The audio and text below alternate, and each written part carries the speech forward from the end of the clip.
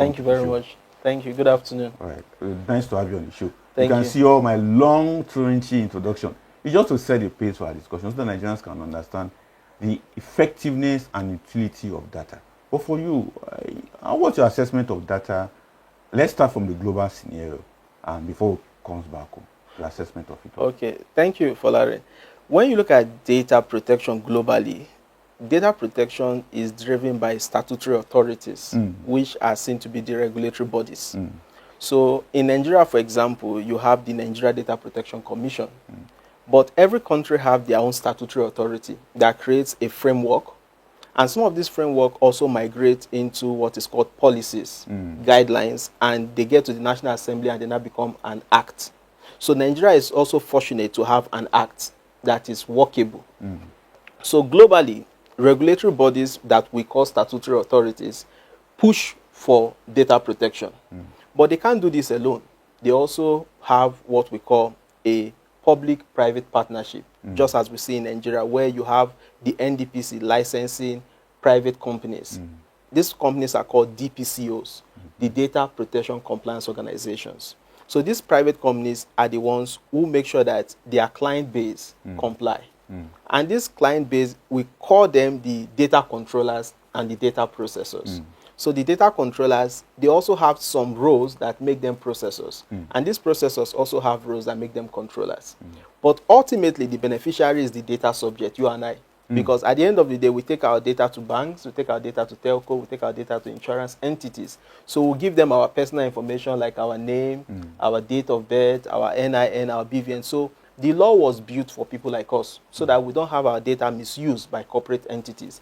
Because if you look at the big data ecosystem, the big brands, whether globally or locally here in Nigeria, they need data to make informed business decisions. And sometimes they abuse this data.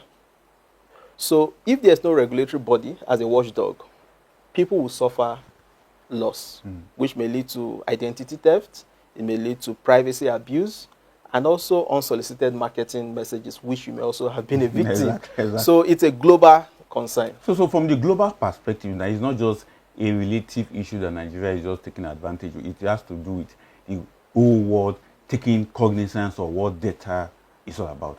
Very good, because if you look at some of the technology we deploy in our various entities in Nigeria, these entities also depend on foreign infrastructure for storage. Take, for example, the average Nigerian bank makes use of AWS. Exactly. AWS is not localized. At all. So your data has already left Nigeria to another country. So if that country doesn't have a domesticated law, it means that your data will not be protected. Exactly. And it could be misused. And if you look at the global trend now, everybody wants to muzzle power, especially the US. So they can stand on national security and have access to our own corporate data without asking for consent. So it's a global concern. Interesting. But for on the part of Nigeria, have we been doing enough to ensure that we domesticate that global aspect of having a protected data for our citizens? Yes, Nigeria has achieved a lot of milestones. Data protection came into full implementation around 2019 with the Nigeria Data Protection Regulation. Exactly. And since then, we've seen metamorphosis of processes, policies, and bodies. Data protection started as a department under NITDA, the National Information Technology Development Agency, but has grown into a commission. So that is a growth. But before it became a commission, it had to pass through the NDPB, the Nigeria Data Protection Bureau. So now we are not looking at a regulation. We are looking at the parliament giving us power to regulate and enforce. Because without the parliament approval, some of these things may be contested in court. You understand? So Nigeria has grown. The awareness for data protection has also grown. Before now, if you tell somebody, I'm a data protection officer, I'm a data protection expert, they were like, what are you doing? Is it my MTN airtime you want to protect? Exactly. But a lot of organizations have invested in training.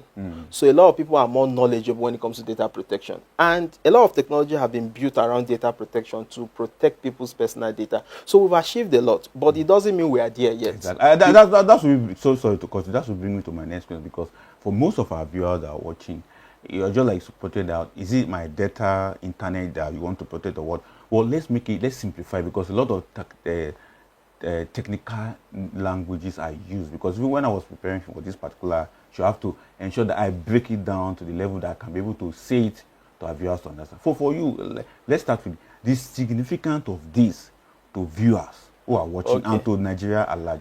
Now, the average Nigerian needs to understand what data protection is. So let's look at it from this example. You walk into a bank, you give them your name, you give them your phone number, your email address, your BVN. The question is, who will be holding this data in trust? Because the data still belongs to the customer who walk in. So first of all, the data that the NDPC is protecting are data that are personal and most times may be sensitive. So there are two broad categories of data. You have the personal data, you have the sensitive personal data. So your personal data may be your name, your date of birth. And you know, people could misuse your name or date of birth or your email address. You could get unsolicited emails that may lead to fraudulent transactions. Exactly. So your personal data goes beyond even your name, even your location. When you book a boat, that app may monitor you. And if that app is not well protected, it could lead to kidnapping.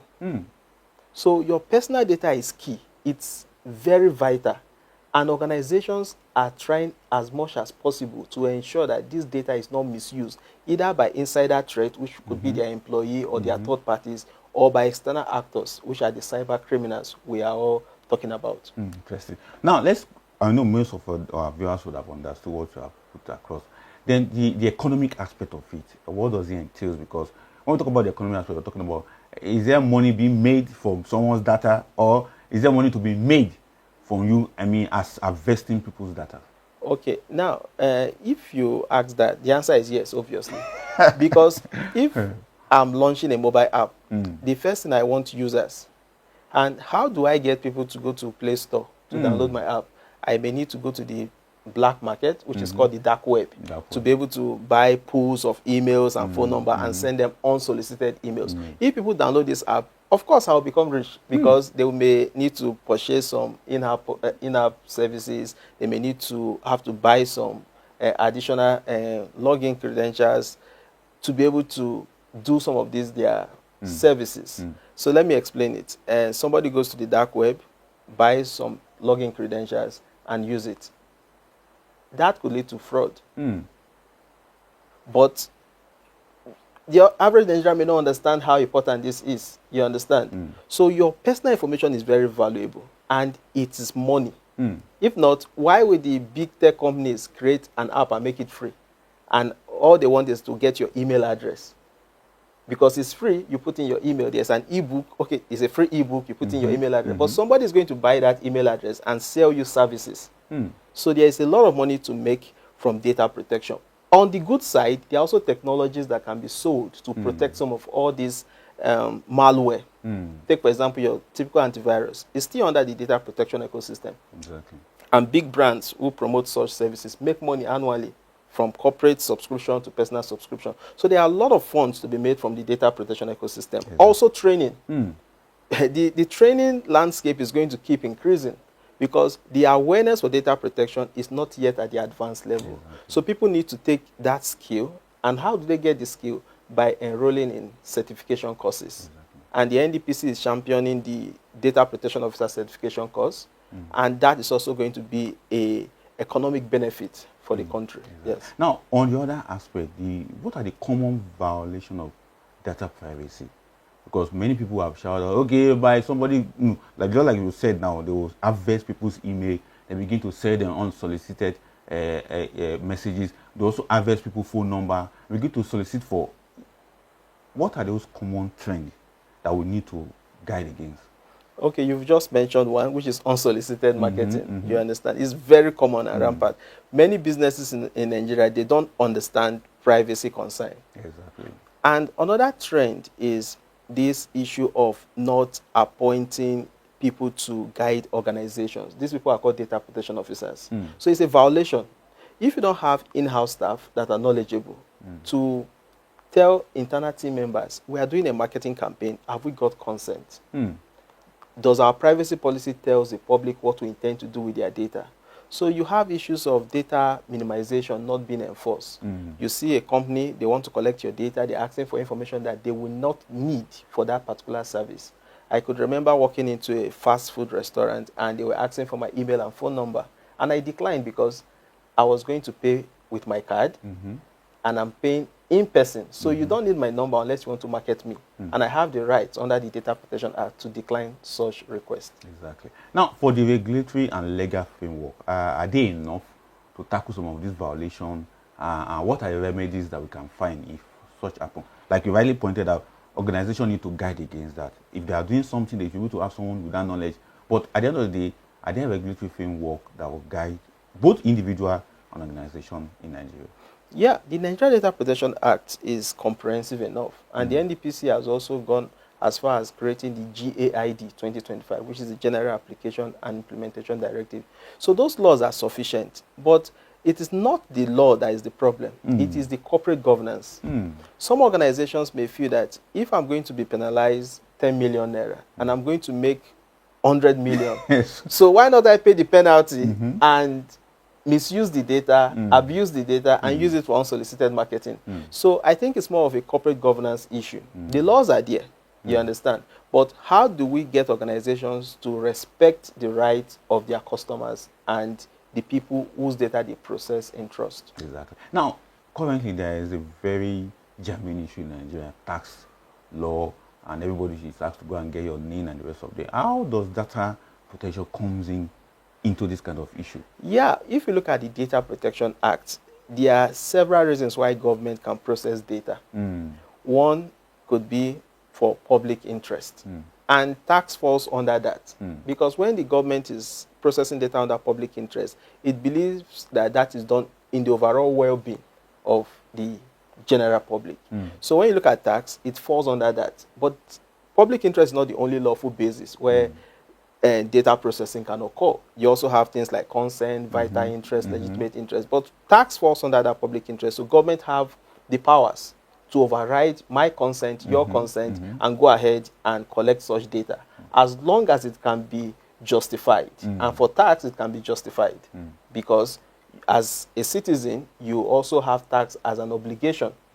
And government need this tax to be able to carry out developmental projects. And for you to pay your tax, you may need to provide your personal information, your bank account details, your NIN, your name, your email address. So the law accommodates such scenarios, but it shouldn't be misused. And talking about the sorry, I have to, because the misuse is what fuel the fear among Nigerians that once I begin to have, the government will take my money in my account and the rest of it. And this boils down to accessing their data. So how can we remove that fear from people that, don't worry, when government asks for your data, it is for your own good? Well, it starts with how government begins to interact with the people. Take, for example, the National Orientation Agency. They are saddled with such responsibility. So they should find a synergy with the NDPC, with the tax regulatory body, the NRS, as it has been rebranded, to be able to educate the public. And they can also seek for help from experts like us. As you can see, Floliz is a licensed data protection compliance organization, and we've done a whole lot in terms of capacity building and educating the public on their rights when it comes to the data protection Act. Definitely, I will even come to Floliz, but let's still test on some of the issues that many people want to understand the aspect of this data protection. Let's go back a little to the aspect of individual privacy data. For people in the rural areas, how can we also ensure they're inclusive in data protection? Okay, now, when you look at data protection, you have data protection by design and data protection by default. So corporate entities that are providing solutions for people that will be resident in the rural area must have factored some of this risk and put controls in place. So you don't expect somebody who is not knowledgeable to be able to understand what the impact of OTP being misused would lead to. So somebody could call and say, that code I was sent to you, can you send it to me? I'm calling you from your bank, your account will be blocked if you don't send it. So we need to take this communication, this education to the grassroots, using their local dialects, explaining to them some of the risks attached with misuse of personal data. Now, interesting. Now, to the private sector and people who are behind this data. First, do we have the structure to take care of the amount of, because Nigeria has data with over 230 million people. Do we have the structure in place, particularly the technology the network system, and the major infrastructure that is required? Well, it's a two-way answer, a yes and a no. Yes, because if you look let's at... take your, is it Yeah, you answer no, let's first? go with the yes. Yes first. We've Okay. seen big fintech from Nigeria go to the global stage and excel. And some of these things they've done, they've also been able to partner with foreign entities. So Nigeria needs to find a way of learning from advanced economies, how they manage some of these data privacy risks, and try to domesticate it here. And when you look at some of the businesses that have had issues globally, they are the big tech. So it's not about being a big company, but having a governance structure. And that tells companies that when they outsource some of their data protection need, they also have risk attached to it. So businesses must begin to evaluate their third-party vendors, those companies that have access to their data, and make sure that those third-party vendors also have infrastructure in place to secure data they collect on behalf of the big companies. Exactly. So for a no, I would say that government policies have to be backed with enforcement. And when there's no enforcement, people try to relax. Take, for example, there's a window period for people to file their audit, which is between January down to March 31st every year. Some organizations still find it as a burden, and they don't file their audit within this timeline. So government has to start enforcing some of these policies they have enacted, and also make sure that organizations that violate these policies are penalized, so that businesses can take data protection as a serious business. Exactly. That's why we're doing this advocacy, because when we go through global experimentation and practicalization of data protection, it seems that although in Africa we can see Nigeria is trying, but globally we are still far off. Just like you mentioned, there is still room for us to improve what we are doing, and that room is huge, and the government alone cannot do it, and that's why people like you are coming in.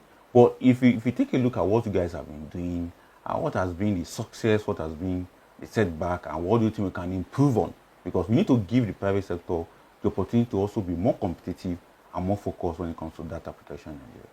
Okay, well, there are many milestones we've been able to achieve. One is the awareness. Exactly. People are now aware of their rights. Ordinarily, somebody may ask you to fill a form. You begin to ask, why a manual form? Can't you digitalize this? And even if you digitalize this, what are the security control? So we've been able to achieve awareness. People now know data privacy, data protection are concerns. So awareness, fine. Then where we really have gap is the technology to drive this. Take, for example, I tell you, in your office, your password should be 12 characters. Every morning I come and knock on your door, I say 12 characters, 12 characters. It becomes noise at some point. But if by default I use technology to enforce it, you will just have to key in.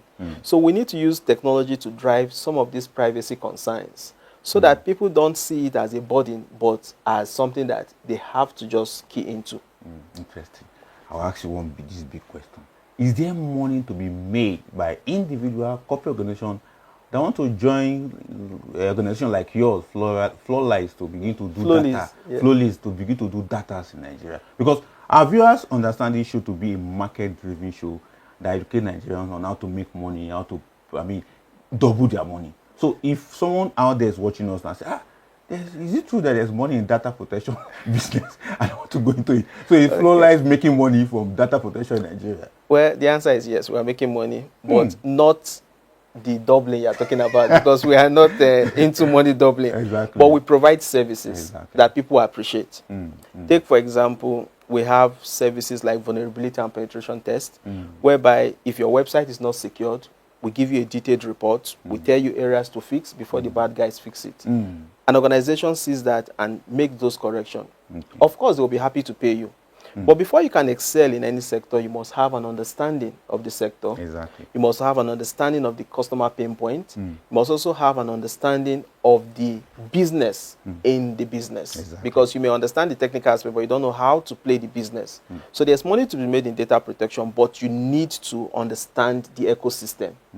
What are the pain points? Who are the stakeholders? What are the services in the ecosystem? And how can we manage cost? Because every business comes with cost to run the business. So There's money to be made in data protection, but you need to understand. And the starting point is to learn how to practice this data protection. Exactly. I will still come back to you. We have Professor Oludare joining us all the way from Texas, USA. We'll be helping us also understand another aspect of data. But this time I was looking at cyber security market size. On the other aspect, we are linking this data to cybersecurity. But there's something you said when I was asking, do you guys make money? Because most Nigerians will be, any business that will make them make money in 2026, they would like to join. But how can we break down that technicality? Is there anything we can do to break down the technicality in this kind of sector? Now, for the Nigeria ecosystem, we have over 500,000 businesses that are active. These businesses will need a data protection officer. And some of them may not want to recruit from within. They may need to outsource this. So that is a job market on its own. If you have the knowledge, you can help businesses secure their infrastructure. That is the market. Exactly. Now, not to talk about the policies organizations need to have. Having the knowledge of drafting privacy policy that is compliant is also a market potential. So businesses are plenty in Nigeria. However, the skilled people are not that much. So the ecosystem is still growing, but you need to have the skill to be able to play in the sector. Does it mean that we need to start having HND, NDPC in data protection degrees? Exactly. Because some organizations, before they outsource you that service, they want to see what qualification you have. And some universities and higher institutions are already putting data protection and cybersecurity as independent course from computer science. And that is the way forward. Interesting. I will just hope that we can quickly get a connection right with Prof. Because as Dan said here, data protection is also very, very significant to the issue of cybersecurity. I want to talk about global cybersecurity market size. For instance, in the year 2025, the value of cybersecurity was projected about $218 billion. And in 2026, it has been projected that the cybersecurity global ecosystem will be around $248 billion. And by 2034, it will increase to about $699 billion. This is a huge sector with a huge money. I won't ask Dan whether the data protection market size in Nigeria, how much is it? But let's ask Dan, the data protection market size in Nigeria, from your own fact and figure that you have put together, how much is it? It should be over $1 billion. $1 billion. Over. Now, because if you look at the registration fees that organizations are expected to pay to the federal government to be registered as a data controller and a data processor, it's something between, depending on your tier, because there are 3 tiers. You have the ordinary high level, you have the extra high level, and you have the ultra high. That is one service on its own. Now, if you look at the software to drive data protection, that is another market. If you look at the training that organizations have mandated to undergo on annual basis, because the average company will need to train, say, 3 to 5. Some organizations may train more than that number to be able to have people within. So that is a market that is viable and sustainable, because these are annual renewable services. So I'm talking about sectors and subsector. There's no sector that doesn't deserve a data officer. Like we in the media, do we also require a data officer? A data protection officer? Yes. Every organization, as long as you handle personal data, you need an independent personnel to manage your data protection and governance structure. Because data protection is built on several pillars. One, you have the legal aspect, you have the IT aspect, you have the compliance aspect, and you have the risk management aspect. So it will open up the market for professionals. All right, let me hold your thought there. Thank you so much. I also want to thank you so much for coming on the show because of our time. Definitely, I will see more of you guys coming around to tell us about data protection and the rest of them on the Nigerian economy. Thank you so much. Thank you.